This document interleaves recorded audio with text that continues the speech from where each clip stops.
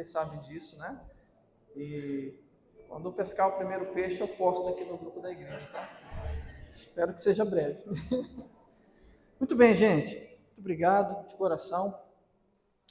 Eu tenho o Sermão da Asa, mas eu queria fazer uma adaptação ao Sermão da Asa dentro daquilo que a gente já está fazendo, né? A gente está estudando alguns temas doutrinários. E hoje a gente vai falar do céu, tá? Mas uma lembrança, o céu é algo muito bom, que eu espero que aconteça muito em breve, mas enquanto o céu não acontecer, enquanto o reino de Deus não vier, nós temos uma obrigação de cuidar daquelas pessoas que estão passando necessidade. Sim ou não? Você sabe que é uma responsabilidade nossa, né? Jesus disse isso lá em Mateus 25. Nós temos que vestir aqueles que estão nus, dar água àqueles que estão com sede, alimentar aqueles que estão com fome, dar morada àqueles que não têm. Então, nós temos uma responsabilidade social, segundo a Bíblia. Tá? Mas hoje eu vou falar um pouquinho sobre o céu. Eu era pastor da escola, lá da escola da Americana, Milena. Comecei meu ministério como pastor capelão. Então, eu tinha classes bíblicas desde as criancinhas pequenas, Paulinha, até o ensino médio. Era um desafio. E eu gostava muito das crianças pequenas, porque eles são muito sinceros no que eles falam. A gente vai crescendo, a gente vai ficando meio esquisito, né? E aí um dia, numa classe bíblica, eu falei o seguinte: olha, eu queria para os pequenininhos, educação infantil, eu queria que vocês escrevessem o que vocês imaginam que é o céu. Como que vocês imaginam que é o céu? Aí eles escreveram, e um escreveu algo interessante. Ele falou assim, do jeitinho dele, né? Que para ele o céu eram 3 andares. 3 andares. O terceiro e o segundo, que são mais altos, Deus Pai, Jesus Cristo e o Espírito Santo moravam. No primeiro, Papai Noel com o seu trenó e também os seus brinquedos moravam lá. E no porão moravam os anjos. E aí ele continuou, né? Que no céu tem casas que são de chocolate. Já pensou casa de chocolate? Uma casa de Ferreiro Rocher, sonho de valsa, né? A pessoa mais pobre, né? De talento. E também que havia um rio, e esse rio, ele tinha várias cores, azul, cor-de-rosa, verde, alaranjado, vermelho. E terminou assim: isso é tudo.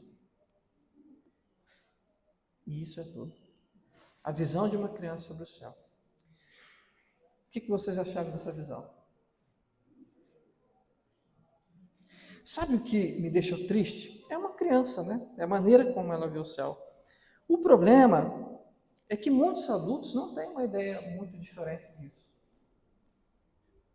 E quando as pessoas pensam sobre o céu, elas pensam que o céu vai ser um lugar sem graça, que não vai ter cores, que vai ser tudo branco, que a gente vai ficar pulando em cima das nuvens, ou que a gente vai ficar tocando harpa a eternidade inteira. Eu nunca vi assim alguém ao vivo tocar harpa, Bianca, mas eu acho que seja bonito.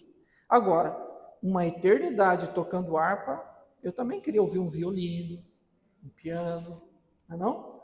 Um violão. Já imaginou a eternidade tocando harpa? O que vocês acham? Seria legal? Cansa, né? Cansa. Então, muitos adultos, eles têm essa ideia sobre o céu. Eles acham, algumas pessoas acham que a gente não vai ter um corpo, mas vai ser uma espécie de espírito, um corpo, sei lá, espiritual. Outras pessoas acham que a gente não vai fazer absolutamente nada no céu. Eu gosto de férias. Quem gosta de tirar férias aqui? Vocês gostam também? Aí, Jéssica, você está tirando suas férias, pegou 30 dias. O que eu faço no primeiro dia de férias? O que você faz no primeiro dia de férias? Eu descanso. Eu apago, desligo o celular, modo avião, eu durmo até as 10, meio-dia, durmo à tarde. É assim que você faz? No primeiro dia de férias, gente. Primeiro dia. No segundo dia você pensa, eu vou descansar também. No terceiro dia você já não aguenta mais descansar. Então, se o céu é um lugar que eu não vou fazer nada, eu vou descansar eternamente, eu não quero o céu. Porque no terceiro dia de férias eu já começo a arranjar coisa para fazer, para consertar. Não é assim, Roberto? Descansar é bom, mas descansar demais é ruim. E a Bíblia fala que o céu é um lugar real. Eu quero aqui compartilhar com vocês alguns textos. O primeiro que nós vamos ler é João, capítulo 14, do verso 1 ao 3. Veja o que Jesus disse.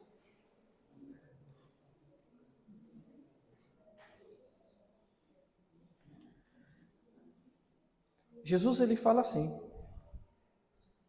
não se turbe o vosso coração, credes em Deus, credes também? Agora olha essa parte aqui, na casa do meu pai, o que tem lá? Muitas moradas. Se assim não fosse, eu teria dito isso a vocês. Vou preparar-vos um lugar e... eu vou trazer vocês para cá. Então Jesus, ele falou que foi preparar um lugar. Esse lugar é real. A Bíblia chama esse lugar da Cidade Santa, a Nova Jerusalém. E a Bíblia diz que tem um lugar para nós, Débora. Que legal, já imaginou? Essa cidade é real. Alguém aqui já foi para Brasília? Brasília, o que mais? Brasília. Eu nunca fui para Brasília. Mas o que eu ouço é que é um lugar diferente.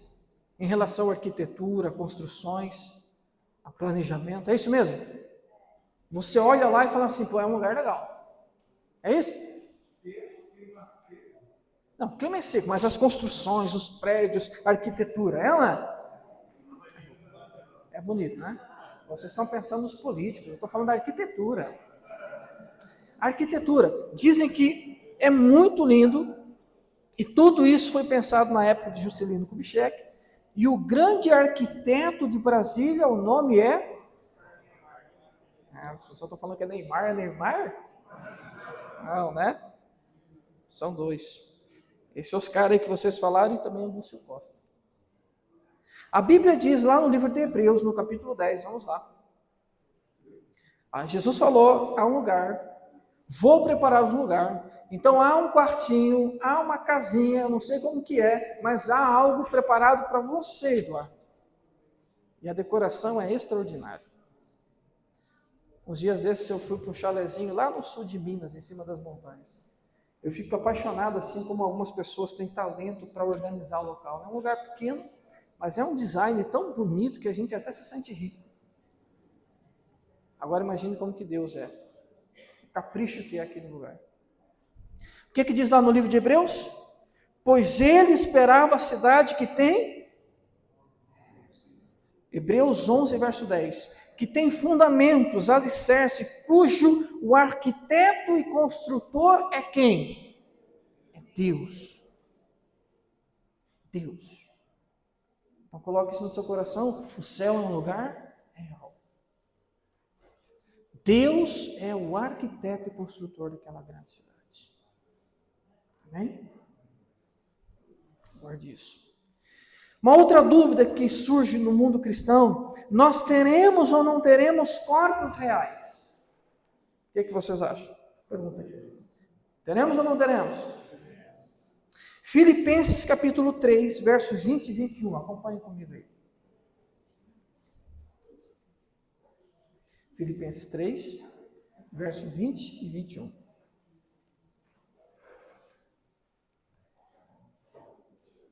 O texto diz o seguinte: o qual transformará o nosso corpo de humilhar. Vamos parar aqui um pouquinho. Nosso corpo de humilhar. Por que o nosso corpo é de humilhação? Vamos pensar nisso um pouquinho. Completei 41 anos aqui. Já estou todo quebrado. Eu levanto com vertigens. Se eu fico muito tempo sentado, começa a doer a lombar. Se eu fico muito tempo em pé, começa a doer as pernas. Eu estou dando estudo para um jovem que fez, esse mesmo André, que fez implante de cabelo. Ele tem 20 e poucos anos, ele fez implante de cabelo. Eu falei, nossa, eu queria ter dinheiro para fazer, porque meu cabelo está caindo também. E o nosso corpo é assim, ele se deteriora, não é verdade? Você casa, é um casal bonitinho, mas o tempo vai passando e a gravidade vai tomando conta de tudo. E tudo vai. A gente vai enrugando, vai perdendo os cabelos, vai crescendo a barriga. Esse é o nosso corpo de humilhação, Arcílio. É assim que a gente é. Aí a Bíblia diz assim: do qual transformará esse nosso corpo de humilhação para ser igual ao corpo de sua glória, segundo a eficácia do poder que ele tem de até subordinar a si todas as coisas. Que coisa boa. Nós teremos um corpo igual ao corpo de quem? De Jesus. Tem uma coisa que eu não gosto, eu tenho medo, que é dentista. Tem mais alguém que tem medo de dentista? Sabe por quê? Eu tive que arrancar os 3 sisos. Todos deram problema. E tem um que eu não tirei, mas de vez em quando dói. E o último, o dentista, ele subia em cima de mim para tentar. E eu fiquei traumatizado. Cuide bem dos dentinhos, viu? Porque senão você vai passar lá no dentista. Então esse é o nosso corpo de humilhação hoje. Imperfeito, a gente sente dor de dente, a gente sente dor de barriga, a gente fica cansado, o tempo passa, o nosso corpo começa a doer, começa a sentir dores. A Bíblia diz: Deus vai transformar esse corpo de humilhação, amém? Igual ao corpo dele na glória, amém? Mas será que vai ser um espírito, um fantasma, ou será um corpo real? Um corpo real. E aqui é importante porque quando a gente dá estudo bíblico, a gente vai conversando com pessoas de várias religiões. E o que eu percebo, e a gente tem algo interessante como adventista precisamos manter, que o que vale não é a opinião do homem, o que vale é... O que vale? A Bíblia. Tá? E eu percebo que muitas religiões, quando elas falam do tema, elas falam não segundo a Bíblia, Trisco. Elas falam segundo ensinamentos que ouviram de outros homens e assim por diante. Mas nós precisamos entender que é a Bíblia e a Bíblia é suficiente. Quando eu me converti, eu gostava de debater. Hoje aprendi que debate não leva a nada. Mas eu gostava naquela época. Então vinham nossos irmãos TJs, entra aqui. Aí nunca mais voltava. Eu não ganhei eles me ganharam, não dei nada. Né? Então aprendi que debate não vale muita coisa. E uma vez entrou 2 jovens elders, né, que eram dos Mormons, muita gente boa, viu? Independente da religião, a gente tem que trabalham muito, fazem missão, maravilhosos. Tenho amizade com um deles até hoje, lá dos Estados Unidos. Elder Simons, gente boa demais. Mas chegaram, vamos estudar a Bíblia, e eu estava naquele interesse em estudar a Bíblia, vamos estudar a Bíblia. E aí entraram em casa e tiraram da pastinha um livro amarelo. Eu falei, essa é a Bíblia? Não, esse é um livro que fala da Bíblia. Então, a gente combinou em estudar a Bíblia. Aí tirou um outro livro, um livro verde, capa verde. Eu falei, agora sim, essa aqui é a Bíblia, né? Aí disse, não, esse aqui é um livro que também fala da Bíblia. Eu falei, não, mas não é a Bíblia. Aí tirou um outro lá, de outra cor, falou, essa é a Bíblia? Não é a Bíblia. Mas é um livro muito bom que fala da Bíblia. Eu falei, então tudo bem, então fala. E aí ele abriu, e a primeira coisa que ele começou a falar para mim foi o seguinte, que Jesus, quando morreu, o seu corpo ficou no túmulo, e ele subiu em espírito ao céu. Eu falei, opa, tem alguma coisa errada aí. Aí eu falei, eu estudo a Bíblia, e não é isso que está escrito lá. Você está vendo o problema de a gente não usar a Bíblia e outros materiais? E aí, meus irmãos, eu falei para ele, Lucas capítulo 24, verso 36 a 46. Vamos lá? Teremos ou não teremos um corpo real? Sim ou não? Lucas 24, verso 36 a 43. Diz assim, ó. Eles, porém, surpresos e atemorizados, acreditavam estarem vendo um espírito. Mas ele lhes disse, por que estáis perturbados? E por que sobem dúvidas ao vosso coração? Vede as minhas mãos e os meus pés, que sou eu mesmo. Apalpai-me e verificai, porque um espírito não tem carne nem ossos, como vedes que eu tenho. Então lhes apresentaram um pedaço de peixe assado. Falando de Jesus. Como que era o corpo de Jesus? De carne e osso. E Paulo falou assim, nós teremos um corpo igual ao de Jesus, só que melhorado, transformado, glorificado. Amém? Não um corpo de humilhação, mas um corpo real. E é interessante que falaram assim, e lhe deram, aí Jesus apresentou, e lhe apresentaram um pedaço de peixe assado. Se Jesus fosse espírito, o peixe ia cair, vocês concordam comigo? Mas Jesus não é. A Bíblia está dizendo que ele era carne, como nós. Paulo, então, ele disse que nós teremos um corpo semelhante ao dele, corpo glorioso, que nunca mais estará sujeito a cansaço, a doenças, a qualquer coisa que esse mundo nos oferece. Uma outra dúvida que existe lá. Vamos reconhecer os outros? O que vocês acham? Sabia que muita gente acredita que vamos ter um certo tipo de amnésia e que não vamos lembrar quem somos, não vamos lembrar das pessoas que conhecemos aqui na Terra? Sabia disso? Mas a Bíblia não diz isso. Eu vi uma história uma vez de um pregador chamado Alexander White. E um dia sua esposa chegou triste, chorando em casa de um culto. E ele perguntou, por que você está chorando? Ah, porque eu ouvi algumas pessoas falando que lá no céu a gente não vai se reconhecer. Eu fiquei tão triste porque eu gosto tanto de você e lá no céu eu não vou reconhecer você. Aí o esposo dela, Alexandre, respondeu assim, ô Maria, deixa eu falar uma coisa para você.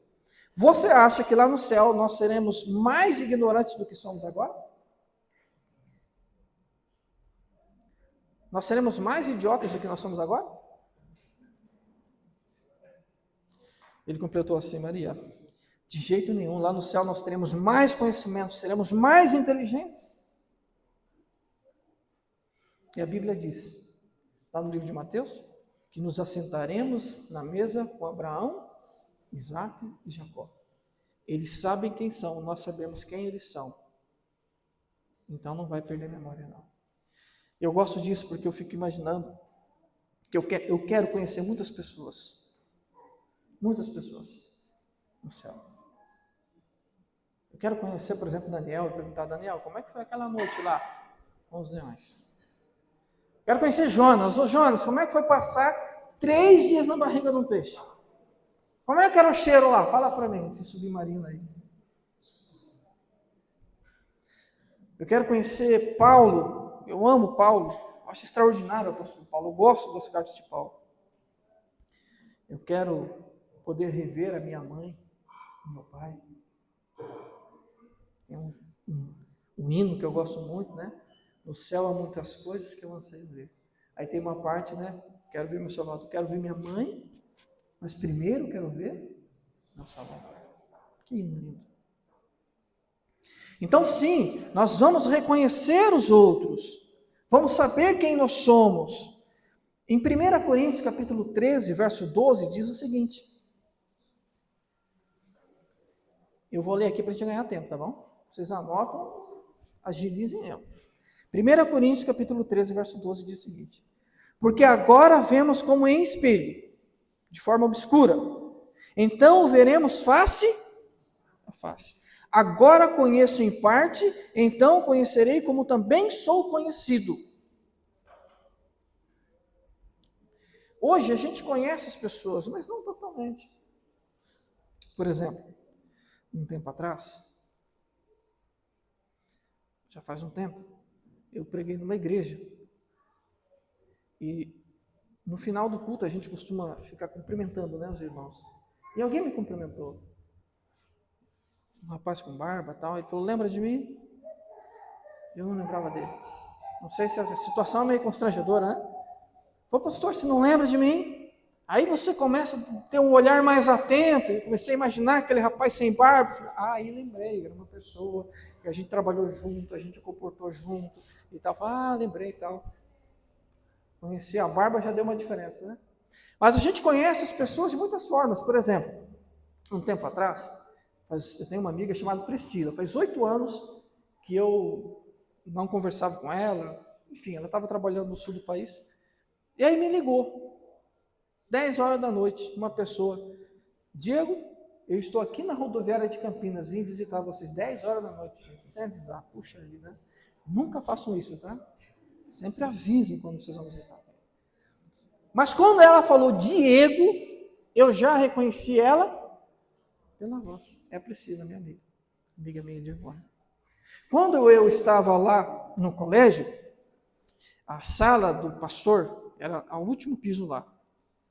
E aí tinha a porta de vidro, tinha a sala e tinha uma escadaria. Você acredita que a gente sabia quem estava subindo pelos passos? Não é assim? Sei lá, você trabalha no escolar? Ah, um passo mais calmo. Ah, professora quer. Passos mais apressados, pessoa mais ansiosa, professora Tati. Passos mais fortes, professor Daniel. A gente vai decorando assim, não precisa nem ver para você saber quem é. A Bíblia diz que aqui a gente conhece em partes, mas lá no céu nós conheceremos de forma completa. Então sim, a gente vai reconhecer as pessoas, vamos saber quem elas são. E a Nova Jerusalém? Quando eu comecei a estudar a Bíblia, eu fiquei meio preocupado com esse negócio aqui. Porque a Bíblia diz que os salvos estarão aonde? Dentro da cidade santa. E eu comecei a fazer conta. Você já fez essa conta? Já viu essa preocupação no seu coração? Será que vai ter espacinho para mim lá? Aí a gente começou a fazer uma conta, segundo as medidas que a Bíblia dá. Essa cidade, ela é quadrangular, lados, comprimentos e altura igual, como se fosse um cubo. E se eu medisse só um lado dela aqui, 2.220 mais ou menos quilômetros. É grande, né? Se a gente fosse comparar com os países, hoje o maior país em território que existe é a Rússia. Depois o Canadá. E em terceiro lugar o Brasil, em tamanho de território. E a Nova Jerusalém seria em quarto lugar. Ela ocuparia 58% do território brasileiro. Grande, né? Grandinho. E se você fizer uma conta, se nós tivéssemos um apartamentozinho de 48 metros quadrados que Jesus construiu para nós na Nova Jerusalém, caberiam aí tranquilamente 103 bilhões de seres humanos. Legal, né? A boa notícia é que tem espaço para você. Espaço tem. Não precisa ficar preocupado, viu, Alex? Dá e cabe mais gente ainda. Então a Cidade Santa é algo extraordinário. É algo gigantesco.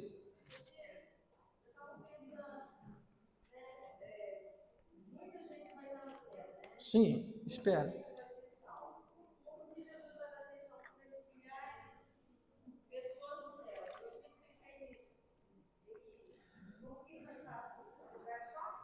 Da mesma forma que Ele faz conosco hoje, porque Ele está presente com cada um de nós, nos assiste, sabe quem somos, as nossas dificuldades, mas também temos que lembrar que nós teremos uma eternidade, Verinha. E a eternidade é um tempo muito grande, viu? Dá para Jesus fazer uma visita tranquilamente. Eu acho que Jesus é bastante visitador. Então olha só, o céu é real, nós teremos corpos reais, nós vamos reconhecer um ao outro, nós temos uma cidade gigante que Jesus fez para nós. E aí uma vez eu dei estudo para um amigo, e ele disse assim, aí tudo ia bem, ele ia aceitando tudo. E quando eu falei sobre o céu, e tem uma parte no céu que diz que a gente não vai ficar à toa, a gente não vai ficar descansando eternamente, a gente vai trabalhar, a gente vai servir o Senhor, adorar o Senhor dia e noite. Aí ele falou, no céu vai ter que trabalhar? Se o céu tem que trabalhar, eu não quero ir, porque já trabalhei demais aqui. Por quê? Porque é uma visão errada do que é um trabalho. Por que a gente não gosta de trabalhar aqui? Porque muitas vezes a gente trabalha naquilo que a gente não gostaria de trabalhar, não é aquilo que a gente gosta. É uma necessidade, né? Porque o nosso corpo se cansa, é um corpo de humilhação, não é isso? Porque às vezes o ambiente onde a gente trabalha é tóxico, não é assim? Porque o calor fadiga a gente. Então a gente não gosta de trabalhar. Mas se você pudesse trabalhar naquilo que você gosta, um corpo perfeito, com total disposição, num clima perfeito, aí seria diferente. A Bíblia diz que nós vamos trabalhar no céu.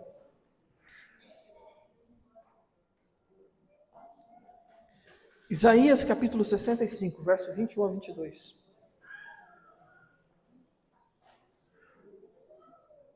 Diz assim, ó: eles edificarão casas e nelas habitarão.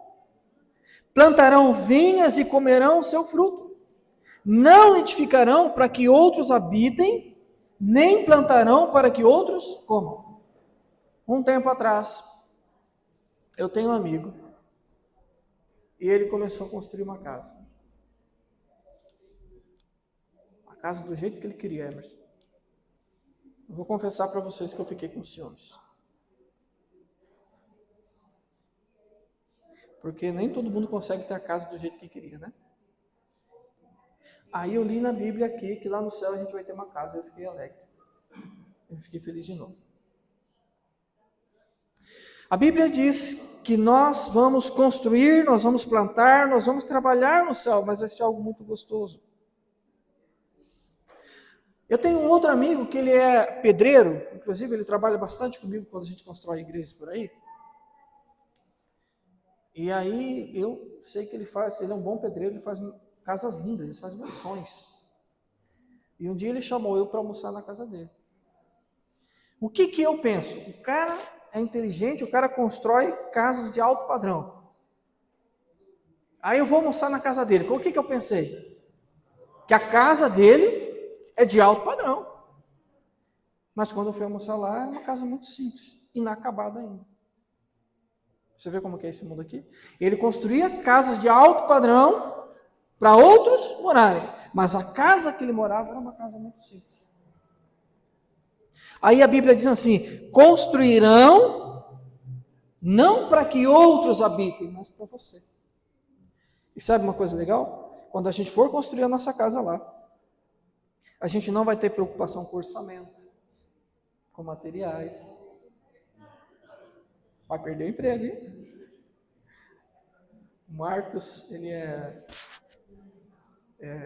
trabalha no ramo de construção, né? De casa de construção, né? Materiais de construção. Aí você pode falar, pastor, você também vai perder o emprego lá, viu? Uma boa parte vai perder o emprego lá. Mas enfim, então nós vamos construir a nossa casa sem preocupação de faltar dinheiro, material, qualquer coisa assim. Ainda no texto diz que nós vamos plantar. Plantar. Eu gosto disso, eu gosto de plantar. Eu tenho uma hortinha em casa. Trisco, cadê o Trisco? Está crescendo as couves lá, Trisco. A salsinha não deu certo, arranquei tudo. Isso aqui é plantar, não vingou. Eu fiz uma hortinha em casa.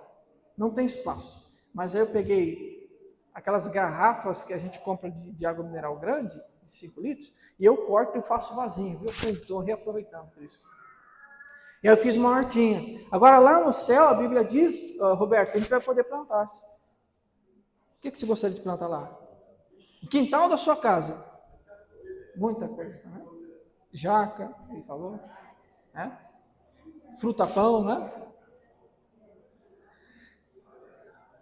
Eu lembro que quando eu fui para o NASP, e eu e a Ivone, a gente foi para o NASP numa situação muito difícil, que a gente dependia totalmente da comportagem, então a gente não tinha dinheiro. Então a gente tinha muitas contas e pouco dinheiro. E às vezes a gente recorria à asa, olha que legal, a asa. Eu usei muita roupa da asa lá, viu, Maria? E peguei muito alimento da asa, né, Ivone? Na época que a gente estudava. E na época que a gente foi para o NASP era diferente do que é hoje. Por exemplo, você entrava lá, era laranja, de tudo que é do lado, né, Milene? Laranja para lá, laranja para cá, abacate, e aí lá atrás tem umas frutas, que lá você pode até pegar. Mas a gente passava, às vezes eu e Ivone, às vezes no final da tarde a gente ia com uma mochilinha para catar abacate e laranja. Só que tinha uma regra lá. A laranja, o laranjal e os abacateiros, eles eram arrendados, Paulinha. Ou seja, a gente não podia pegar daquela fruta. E se pegasse, o segurança visse, ele vinha em cima da gente. Então tinha que pegar escondidinho. Para ninguém ver. Mas deixa eu explicar para vocês, tinha uma regra. Aí o cara que cuidava lá da segurança, ele dizia o seguinte: vocês podem pegar as frutas que estão caídas no chão. Se o abacate tiver caído no chão, vocês podem pegar, né, Ivone? A gente pegava no chão, tá? Se a laranja tiver caído no chão, pode. A gente orava para que desse um vendaval. Mas depois a gente começou a perceber que se a gente sacoalhasse o pé de laranja, caía fruta. Problema resolvido. Não façam isso. Então, veja só, a gente estava num ambiente que tinha muitas frutas gostosas, mas não tínhamos dinheiro para comprar, a gente tinha que esperar o vento derrubar. Lá no céu nós vamos plantar, no nosso quintal, viu, Demir? E vamos ter em abundância todo tipo de alimento, sem precisar pagar nada. Coisa boa, né? A Bíblia também diz que nós teremos uma saúde perfeita, Isaías 35, versos 5 a 6. E também, depois a gente vai ler Isaías 33, verso 24, diz o seguinte: então se abrirão os olhos dos cegos e se desimpedirão os ouvidos dos surdos. Os coxos saltarão como servos e a língua dos mudos cantará, pois águas arrebentarão no deserto e ribeiro no ermo. Coisa linda. Às vezes, quando eu participo de eventos grandes, a igreja, ela vê pessoas que fazem aquela tradução para Libras, né?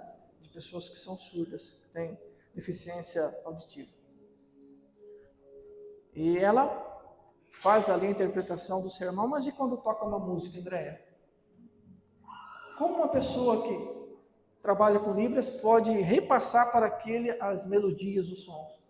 Não consegue. Que triste, né? Alguém que nasce com uma deficiência auditiva e nunca ouviu o som de um passarinho, de um instrumento musical, o som do vento. Imagine que você tem um amigo cego de nascença e você leva ele para um lugar muito bonito, para um monte, para uma montanha, e aí de repente é o pôr do sol. E ele fala assim: o que é o pôr do sol? Aí você vai explicar: olha, é lindo, são cores vermelhas, laranjadas, amarelas, assim o céu. Aí ele fala assim: o que é vermelho? Como que você explica para alguém que é cego de nascença o que é o vermelho? O que é um pôr do sol? Vendo esse corpo de humilhação? Aí a Bíblia diz que lá os cegos verão, os mudos falarão, os surdos ouvirão, os coxos andarão. Amém? Por isso, o céu é um lugar extraordinário.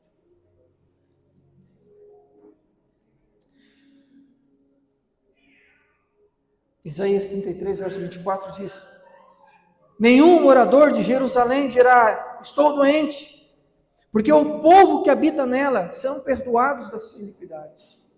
Não haverá doença lá.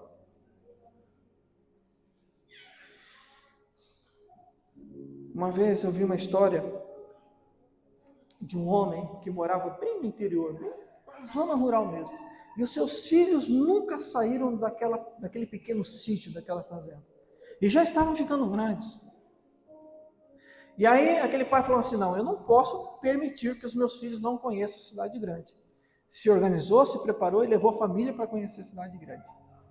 E eles ficaram assim, deslumbrados, né? O trânsito, os prédios, os semáforos, as lojas. Aí o pai levou eles, e o pai também não conhecia muito bem, era aquele bem chucrão, né? E aí entraram no shopping lá. A esposa dele começou a olhar aquelas lojas de roupas femininas e lá ficou. Minha esposa faz isso também, viu? Quando entra naquelas lojas lá, esquece. E lá ficou. E o pai foi passear com os meninos, mostrando as lojas, eles todos encantados, porque nunca tinham visto aquilo, e de repente os pais e as duas crianças deparam assim, numa porta metálica, com os botãozinhos. O que será que é isso, papai? Eles perguntavam. Não sei, filho. Não sei. Aí de repente vem uma senhora bem idosa mesmo, e aperta o botãozinho, aí a porta se abre, ela entra, aperta o botãozinho, a porta se fecha. E eles: papai, o que ela foi fazer lá dentro? O que é isso? Filho, eu acho que é algum lugar que faz um tratamento. Deve ser isso. Deve ser algum tratamento que ela está fazendo. Aí eles continuaram olhando para aquela porta fechada e perceberam que tinha um painel e o número ia subindo. 0, 1, 2, 3, 4. Pai, o que é isso? Eu acho que isso daqui deve ser a temperatura aumentando. E pai, quanto tempo ela vai ficar aí dentro? Não sei, filho, vamos ficar observando aqui. Passou um tempo, André, começou a baixar do 4, 3, 2. Pai, o que é isso? Agora eu acho que a temperatura está diminuindo. Eu acho que vai acabar, porque está chegando no 0 aqui, eu acho que vai acabar o tratamento. Aí quando chegou no 0 ali, a porta abriu e saiu uma jovem linda. Ele olhou para o filho: vai chamar a mãe depressa. Ela precisa fazer esse tratamento aqui. E assim a gente é, né? A gente envelhece. Você já pensou se nós tivéssemos uma marca uma máquina da juventude eterna, que bom que seria. Sempre jovens. A Bíblia diz que no reino de Deus nós seremos sempre jovens. Sempre jovens. Haverá uma completa harmonia na criação. Isaías 11, verso 6 diz: o lobo habitará com o cordeiro, o leopardo se deitará junto ao cabrito, o bezerro, o leão novo e o animal cevado andarão juntos, e um menino pequeno os guiará. Que coisa extraordinária. Eu tenho uma gatinha, ela se chama Missy. E de vez em quando a gente tem aquele gato mania, né, que pega, aperta, quer cheirar e tal. Um dia ela me deu uma arranhada aqui. Nossa. Imagina se fosse um tigre. Eu não insistiria mais, né? Mas a Bíblia diz que lá no céu nós vamos viver pacificamente com esses animais. E como eu gosto de gato, eu quero ter um tigre no céu. Eu acho maravilhoso ter um tigre lá. Aí um dia desses a gente foi para um zoológico muito bonito ali em Itatiba, conhece? Zoo alguma coisa que eu não lembro, não. Zooparque. Caro, viu, gente? Caro, mas vale a pena. Só que a gente entrou lá, Marcos, e o que a gente viu? É bonito os animais, mas eu vi muitos animais estressados. Os felinos andando para lá, pra cá, fazendo aquela volta de estresse. Eu falei, nossa, que dó, né? Como a gente gostaria que esses animais vivessem soltos na natureza, sem... Imagine você vivendo enjaulado, não deve ser legal. A gente gosta de ir para ver os bichos, mas não deve ser bom. A Bíblia diz que lá eles viverão soltos, pacificamente. Imagine só uma criança guiando um leão. Que coisa linda. Apocalipse 21, verso 3 e 4, diz o seguinte: então ouvi grande voz vinda do trono, dizendo: eis o tabernáculo de Deus com os homens. Deus habitará com eles serão povos de Deus, e Deus mesmo estará com eles. Amém? Agora olhe bem. E lhes enxugará dos olhos toda lágrima, e a morte já não haverá nem luto, nem pranto, nem dor, porque as primeiras coisas passaram. Tive 2 momentos muito difíceis na minha vida. Foi a morte do meu pai, num acidente de trânsito inesperado, e recentemente a morte da minha mãe. E eu passei os 2 últimos dias no hospital com a minha mãe. E eu orei, eu clamei para que Deus desse a cura, para que Deus fizesse um milagre, para que ela pudesse se levantar daquela cirurgia, mas a resposta de Deus foi não. E a gente confia em Jesus, e a gente ama Jesus, e a gente tem que aceitar os não também de Deus. Mas até hoje dói no coração. Até hoje, quando eu olho fotos, dá vontade de chorar. Quando chega no aniversário, eu fico triste. Mas a Bíblia diz que Deus enxugará dos olhos toda a lágrima. Se eu perguntar o que é lágrima para um químico, ele dirá o seguinte: é uma solução de cloreto de sódio com outra substância. Se eu disser o que é lágrima para um estoico, ele vai dizer assim: é um sinal de fraqueza. Se eu disser dentro da fisiologia o que é lágrima, ele vai dizer que é apenas um líquido para lubrificar os olhos. Para o epicurismo, não tem valor algum, porque come, bebe e amanhã morrerá. Mas para Deus, as nossas lágrimas são feitas de coração despedaçados, de tristezas, de decepções. Deus sabe o valor de cada lágrima. A Bíblia diz que Deus enxugará dos olhos toda a lágrima. Nunca mais vamos chorar.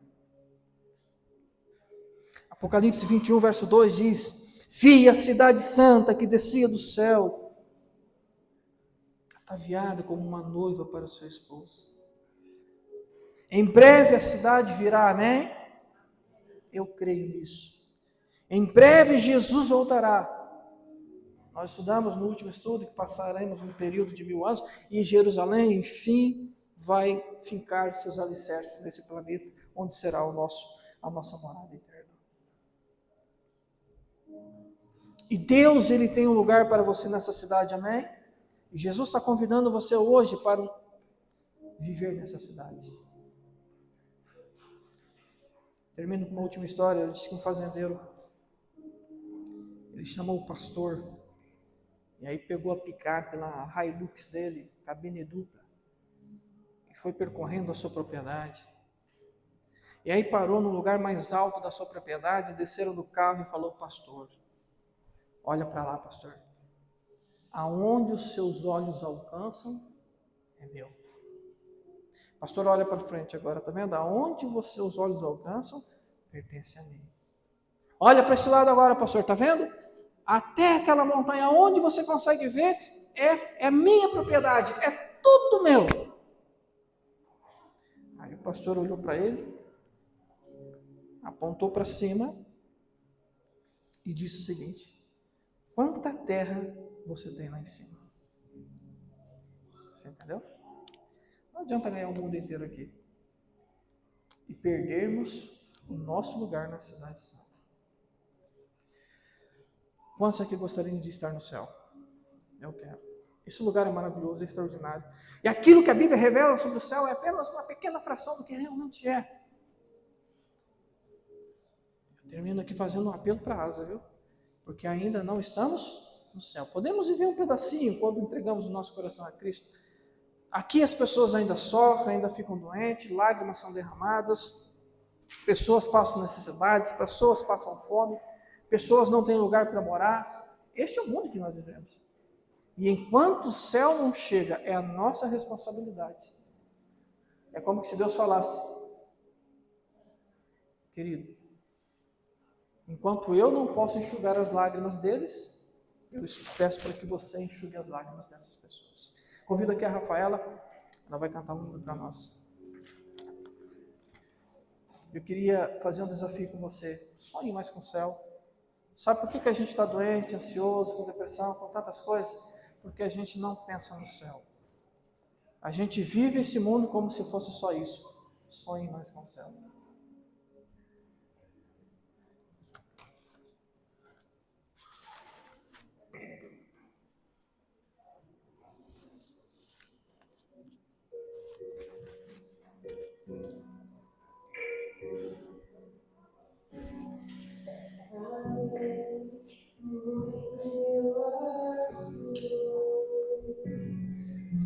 As ruas são de ouro e de cristais. Ali tudo é vida, ali tudo é paz. Morte, choro, nunca mais. Tristeza e dor, nunca mais. Venha de rio da vida, claro como um cristal. Verei a face do teu mestre querido. Não haverá mais noite ali, não haverá nenhum amor.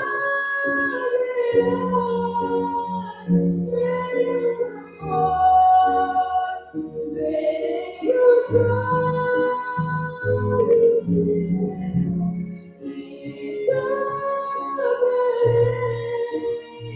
seu corpo enfim. Não haverá mais noite ali, não haverá nenhum amor. Verei os olhos de Jesus e cantarei seu nome.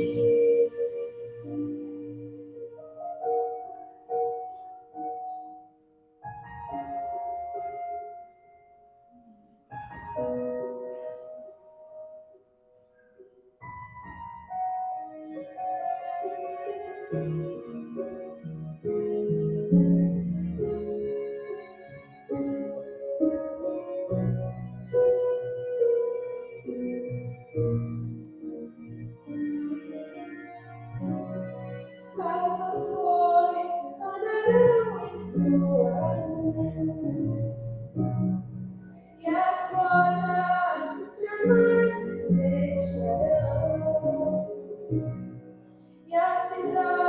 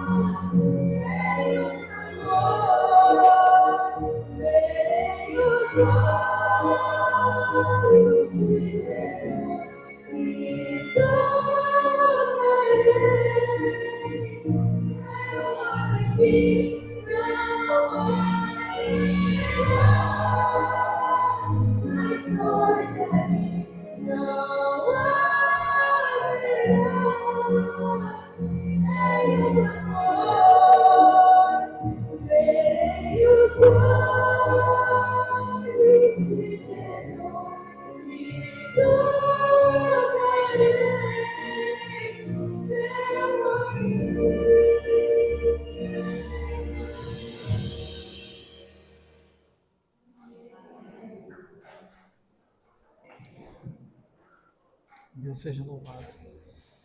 O apelo nessa manhã, primeiro é que você sonhe com o céu. A gente precisa ser motivado, né? Eu não sei qual que é o teu problema, o que você está passando, quais são as suas tristezas e as suas decepções. Eu sei que neste mundo que nós vivemos, eu tenho certeza que todos nós passamos por alguns problemas, por algumas dificuldades. Mas lembre-se que isso não é o fim. A Bíblia diz que quando chegarmos no céu, há uma expressão interpretada errada, que não faremos mais lembrança das coisas passadas. Isso não significa amnésia. Apenas Deus está falando que o céu é tão bom, tão extraordinário, tão maravilhoso, que parece que o que a gente passou nessa terra torna-se insignificante. Sonha com o céu, deseja o céu. Jesus tem um lugar preparado para você. O segundo apelo, tem muitas pessoas que nunca ouviram falar do céu, que sofrem como nós sofremos, mas sem esperança. Sabia disso? Seja a esperança dessas pessoas. Falem de Jesus, falem que existe um lugar melhor. Enxugue as lágrimas, porque Jesus está convidando você hoje para fazer o papel que um dia Ele fará sobre todos nós. Amém? Quero orar por você. Querido Jesus, grande é o seu nome. Muito obrigado, Pai, porque a Bíblia nos fala de algo extraordinário. A Bíblia fala sobre o teu reino, Pai, um reino de justiça, um reino de amor, um reino eterno. É algo tão extraordinário, Pai, que a própria Bíblia não consegue expressar o quão extraordinário é o céu, o quão maravilhoso é o teu reino. E, meu Pai, eu peço, Jesus, que o Senhor trabalhe em meu coração, no da minha esposa, para que a gente esteja nesse lugar quando o Senhor voltar, para que a gente faça parte do seu reino. Mas como pastor, eu também oro pela minha igreja, pelas minhas ovelhas, Pai, para que nenhuma delas se perca, mas que um dia possamos estar sentados, junto à mesa, junto com o nosso Salvador, naquele grande banquete que o Senhor fará. Eu peço isso, Pai, sabendo que não há poder em nós para alcançarmos isso, mas há poder em Cristo Jesus. Eu peço, Pai, que por meio do Teu Espírito Santo o Senhor nos conduza a esse lugar. E peço isso em nome de Jesus. Amém. Que Deus abençoe a todos. Tenham um excelente almoço, um excelente sábado.